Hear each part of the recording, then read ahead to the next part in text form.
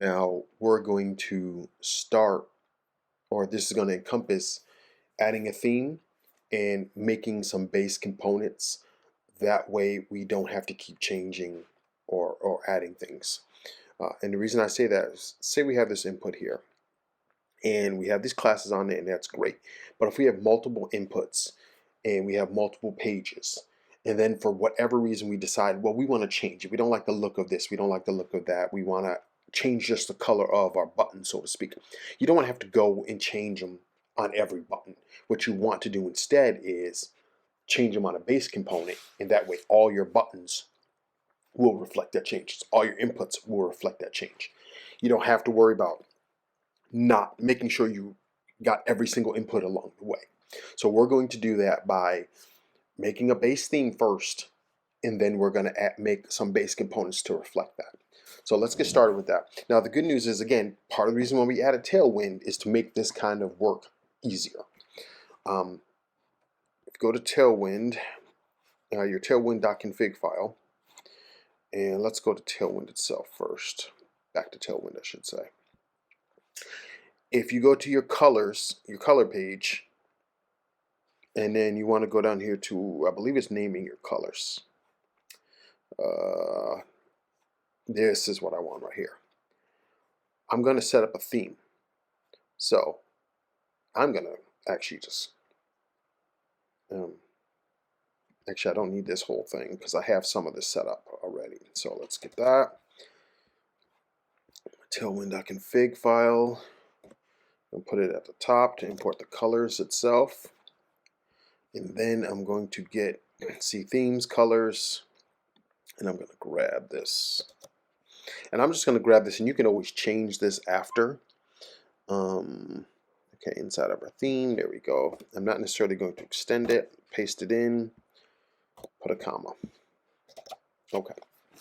So now we have some basic color themes. So our primary is indigo, our secondary is yellow, and our neutrals are gray, which actually is a pretty good color palette. And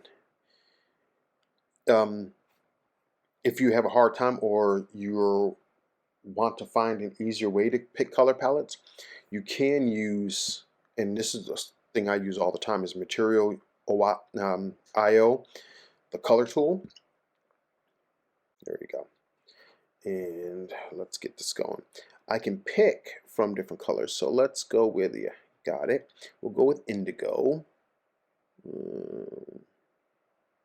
Yeah, that's probably, if we think about this the same way they have it set up, this is 50, 100, 200, 300, 400, 500, 600, 700, 800, 900, just like we have in Tailwind. Then we know middle of the pack is, 800, 900, 800, 700, 600. We could pick a middle of the pack indigo or a little darker, and you see how it sets up our, you get an idea about what it will look like up on the screen, which is, again, I think it's nice. We click our secondary, and we say our secondary, just like the other one, let's choose an indigo, assuming an amber, and that's a decent color there. And this is probably about the theme that we're going for. So we have this nice rich indigo / bluish purple, and a darker one, and we have our neutrals here, or the grays, and this is our secondary color for a call to action button, and it looks really nice together, I think. But again, if you don't like it, come up here, choose some of these, and experiment with what you like. And again, it gives us at least a very good indication about how things will look. Now again, if you want to, you can actually export this and get the hexadecimal colors if you want. But again, I'm going to use the color palette from Tailwind. I'm just going to choose whatever colors I would want. So again, they have, go back to colors, all these colors here. So they say yellow / amber. So again, this will be about where I'm going to choose my colors in here, and then the darker amber for necessary. Now again, if I wanted these exact colors, I would make my own hexadecimal codes. But for this thing, I'm just going to use the regular yellow, so you can see how it is. So again, paste them here, super simple. Indigo, yellow, gray. And again, the gray is good because you can get both your very lights and your very darks. So if you don't know, in design in general, you're not supposed to use all black or absolute black or absolute white. So we're going to do an in between. We're going to choose this gray for our neutrals. So we'll have the light text maybe be our 50 and our darkest item be this 900, which is, again, this very dark but not quite absolute black, which would be 6 zeros in hexadecimal code. So we get that nice in between. So I like this as a neutral, set this gray. So we'll use that. So let's go back over here to our input. And now, rather than have this gray, we can actually say neutral. Right, and neutral.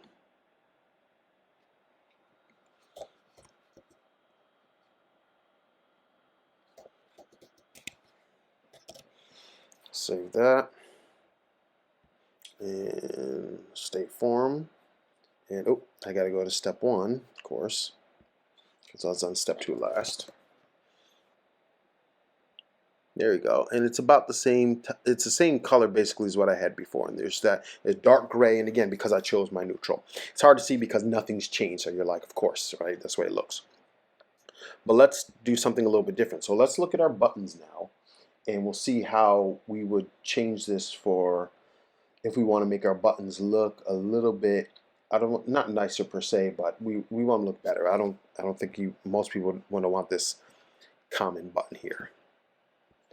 So let's change our buttons and add some classes. So class, and we'll do a background color, BG for background color, and we'll choose our primary color, and we'll choose it to be, what do I want to do? Let's go 700. That's a good dark but not super dark indigo.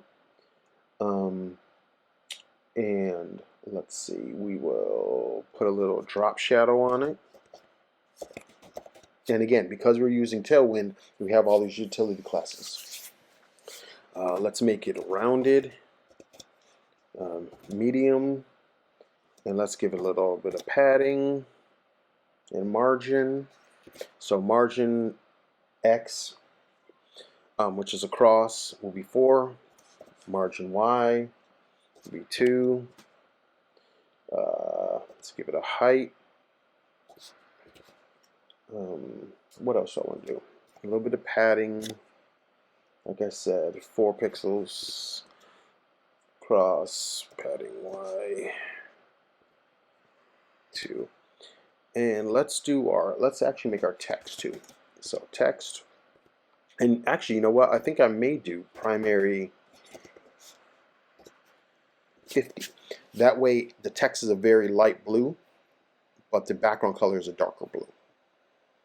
So that's also a nice way to do things if you don't want to do it, have a white. So I may have to refresh. What did I not add here? I'm in step 1, class. I ran into an issue with having to update my post CSS preprocessor. Again, because Tailwind 2.0 is new and they're making changes, there was different things that needed to be added. So added a post CSS configuration.js file in the root of the folder. And I did requirements for Tailwind and auto prefixer. I also had to go to the installation of the the Tailwind site and get the compatibility. I will leave a link to this in the description so that you can have it. And I had to uninstall the old one and reinstall the new one for 7. Even though I had done latest, for some reason I had to uninstall the prior version and reinstall it with the compatible one for 7. Alright. Now once we did that, let's go back to our state form. Now we have our home button as we expected. So again, this is that primary that we're expecting, that indigo. And it's that simple to make your button look the way you want. Now, the good news about being able to do that is you can also do other things, such as, again, that's a base button with a base primary. You can also add hover effects directly in here. You don't have to write any additional CSS classes, so to speak. So what I'm going to do is do hover, and I'm going to say when you hover over it, I want the background to go from that primary 700 to that primary, let's do 900. And actually, because I don't want it to just jump from one to another, I'm actually going to make another change too. So let's add a transition in here. And again, usually you still have to write this in your regular CSS classes, but Tailwind has these utilities built in. So transition, I'll do a duration of, how long? Let's do 500. That might be too long. And we'll do an ease in, out. There we go. So now let's look at this. Okay, so now, see, it might be hard to see on video, but when you ease over it now, the blue becomes darker. And it just kind of subtly fades in. You might want a little faster, and we could just change the duration speed if you want it faster. But we could do other things because, again, Tailwind has a whole bunch of utilities. So before our hover event, let's also add a ring, and we'll do a ring 2. And a ring is basically like a kind of like what a drop shadow would be, but they have their own utility called ring. But you can also add a shadow, which is in and of itself strange, but then you can get different effects. So I'll show you what I mean. So we have ring 2, which is basically 2 pixels, ring inset, right? And then ring opacity of 50%. And basically what that does is, oh, and also let me add the ring color. Ring primary. And we'll also do that, what do we have it at? 700. We'll add a ring of 700. And the reason we'll do this is, well, the reason I'm going to do it is, let's save and I'll show you. And again, it may be hard to see subtly on screen. But as a color of the button, that ring is the same color as the background, so you don't notice it right now. But when I hover over it, there'll be a ring inside of the button that will be the color, the previous background color. So it'll be that lighter blue, but then more of it will be that darker blue. So again, it's very, very subtle to see. And again, if I want to make it super whatever, I could do like background, ring primary 100. But again, that might be a little much. But you see how you could see it more there. How the ring. But what I want is I want a little more subtle, so I'm going to change it back. But what I might do is maybe increase the size of the ring, because remember it's inside, because I used inset, it's inside the button. It'll be 4 pixels. So when I hover over now, you'll notice that around the edges is lighter, and then it's darker on the inside, because again, remember I have the opacity at 50%. Just easily make that 75 if you want. But again, play around with it, make the button you want. This is just what I'm going to do.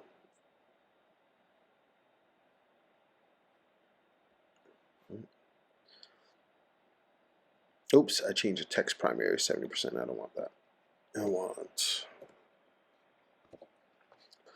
50, and what I want is the opacity to be 75. So you probably noticed that mistake I made. That's fine. So again, see how it gets darker, but the little ring around it is a little bit lighter. Again, subtle. Some people like, more things that are a little more obvious, I tend to like subtle. Matter of fact, I'm going to add a shadow to it anyways, but I'm also going to add a hover part of the shadow too. So hover, and when you do, I want the shadow to be medium. So we'll go from a smaller shadow to a larger shadow when you hover over it. So again, extremely subtle, but I just want it to look like when you hover over it, the button almost comes up to your pointer. It's darker, and because the shadow increases, it gives you the optical illusion like it's kind of moving toward it. But again, extremely subtle. You can do whatever you want. And so we have this now, this class here, this button with all this data in it. And again, if you want to go through and change this later, this would be a real pain to have to go through and change all your buttons.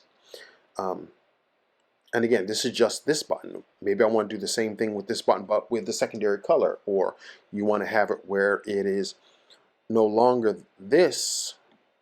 In fact, let me copy these, and I'll show you what we'll do for the other one. So we'll copy, we'll add this here, and we're going to do kind of the opposite in that the background color will not be that. Instead, what we'll do is we'll do the border color that. So instead we'll say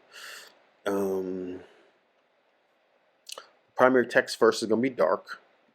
So it'll be the same color as the outline. So we'll make that 700. And we won't do the background. Instead, we'll do the border.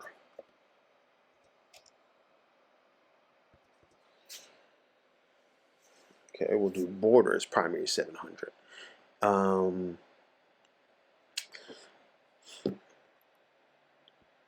Same with this. And what we'll do is the only thing we have to now do is make the border, tell the border width. So let's do border, let's just do 2 pixels for now. Now let's see what it looks like. We may do some additional changes.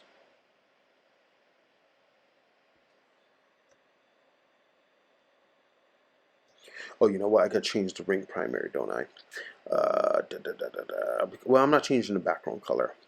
So I may remove the ring altogether from the secondary one, because I'm not going to really use it if the inside is white. So let's move that. Let's see what this looks like. Okay, so we see we have the step 2, and now we made it look the opposite of this. So along the line, see if this is next in prev, I should actually do the inverted. So let's move. So the primary will be next. Prev. And we'll do this next. There we go. That makes more sense. So there you go. So it's inverted. So when I want to go on to the next step, I hit this one and I move to next step. If I want to go to previous step, I do this one and it goes to previous step. That's what we'll end up doing with this. But again, we want to do these where we have all our transitions and our effects or whatever it is that we like. Now from here, what we'll do is let's add a new folder in our component, and I'm going to just call it UI. Okay, and in our UI now, what we're going to do is we're going to make these buttons so that they can be templated. Okay, so let's do a new file, and I'll call this primary btn, btn.view, and let's template this out. Okay, now what we're going to do is let's go grab this button.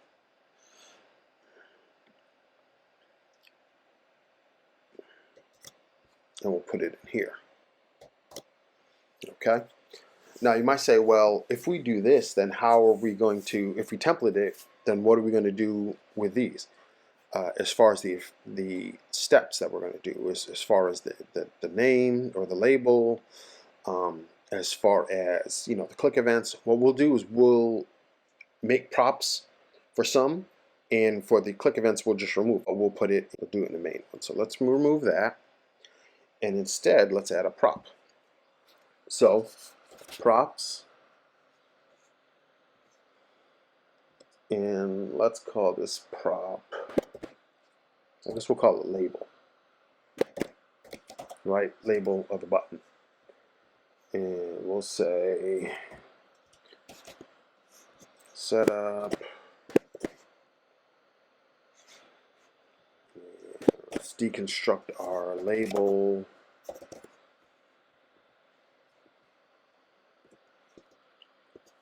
And we're going to return, goodness, return the label. Okay. So what we're basically going to do here is we're making this a prop. There you go. Setup label, deconstruct label. Okay.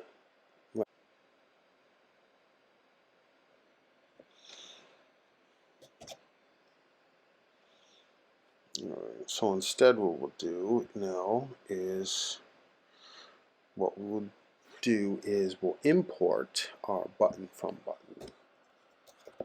Import our primary button. Primary btn from, let's go to our components and our UI and our primary button. And then of course we have to register any components we have. And again, you would do this the same way you would do in Vue3. This part of it is not really different. So export our data, we'll say components. It's an object, and we'll say our primary button. There we go. Forget our comma. All right, and what we'll do now instead. So let's say our primary btn, and we'll say we have a label. Our label of, what do we, I guess next.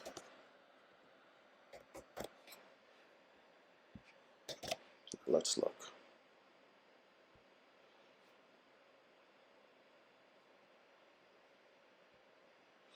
I copied the wrong one. Transition primary border. Of course I did. That's okay. What we'll do is we'll change this instead. So let's copy all this, and we'll set up now our second one. New file. We'll do secondary btn.view. And this will be actually what we want. And then in our primary, we'll change this because we did the wrong thing here. We want our background. BG, background. We don't care about the border now.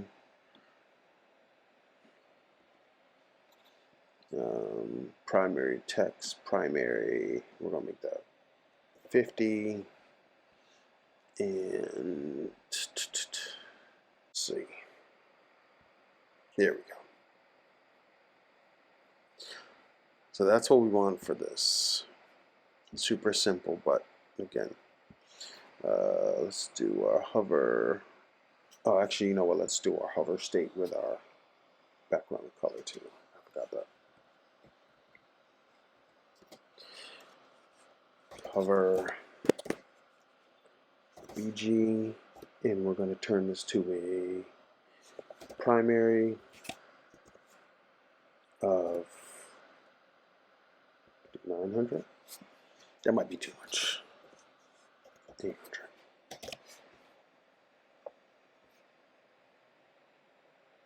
See how it gets a little darker. Oh, and now I'm going to change this inset. Do I have my ring?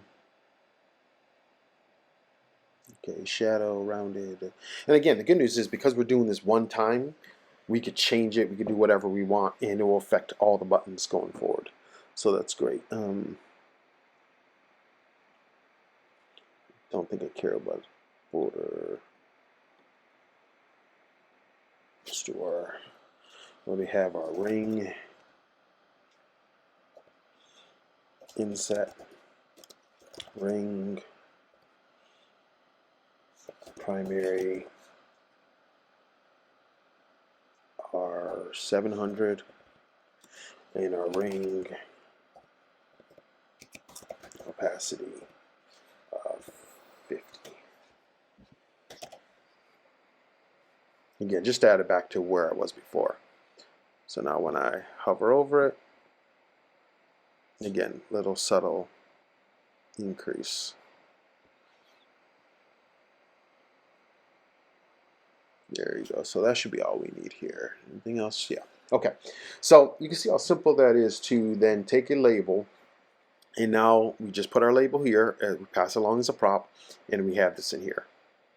Now the only thing we have to do is same what we did before, which is click, and we'll do next, nav, next, right? And we can do the same thing with our secondary button now. So import secondary btn from components UI secondary. Register our component, secondary button, and what we'll do is we'll put that here, here, btn, with a label of, actually, you know what, I think last time we called these home and we didn't do next or whatever. Let's do add click, nav, prev, and we'll close that off. And we'll change this to step 2.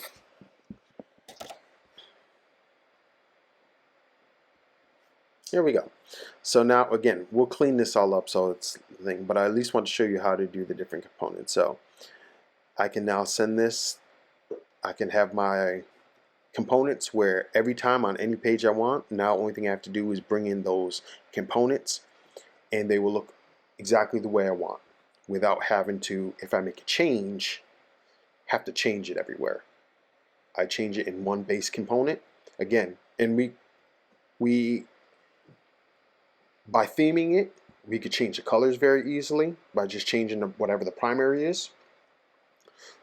If we want to add additional things to this or take away things from it, you don't want a ring, you do want a ring, you want a hover effect, you want to spin, it doesn't matter.